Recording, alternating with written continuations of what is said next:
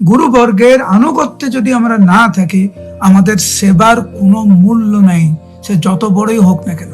এই সৃষ্টির যে নিয়ম, সেই সৃষ্টির নিয়মের কাছে আমি আপনি কে? অনেক তুচ্ছ। মৃত্যুর সামনে আমরা কে?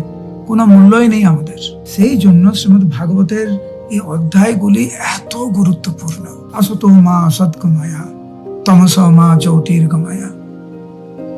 এই সমস্ত অধ্যায় তমগুণ থেকে দিব্য জ্ঞানের আলোয় আমাদেরকে নিয়ে আসে, অসৎ পথ পরিত্যাগ করে সৎ পথে আসার অনুপ্রাণিত জায়গায় আমাদের। আবার বলছি, আমরা যত বড়ই সেবা করি না কেন, যদি আমাদের আনুগত্য না থাকে এবং আমরা যদি সাধুগুরু বৈষ্ণবের চরণ কমলে সেই সেবাটা যদি উৎসর্গ না করি, সেই সেবার কোনো মূল্য নেই।